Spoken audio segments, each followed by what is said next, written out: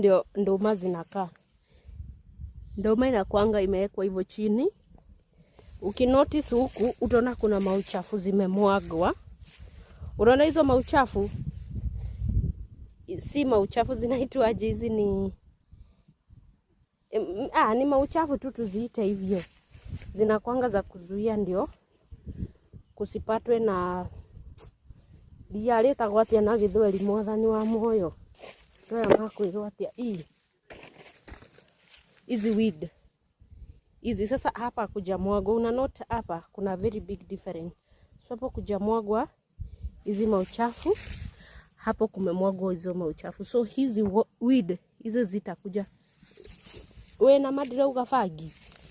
Anyway, achani niwaoneshe. Hivi ndio kuna kuanga. Alafu shamba ya ndoma inakuanga na unyevu sana. Unaona kama hii? Ona hii maji venye inakaa sura mbaya. Hiyo ndio maji inakuanga na unyevu nyevu. Na hii place haikosangi maji.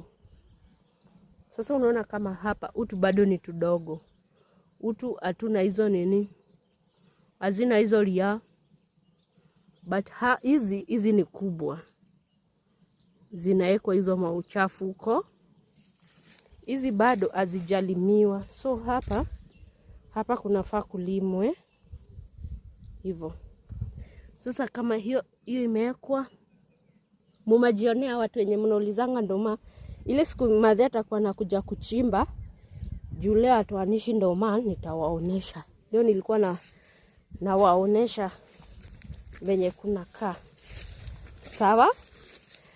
Na in case unataka ndoma zinazanga kuanzia 100 shillings kwenda juu, depending na size. Hivyo madhe anauzanga moso. Na pia huku like hii shamba watu wengi wamelima ndoma like huku chini.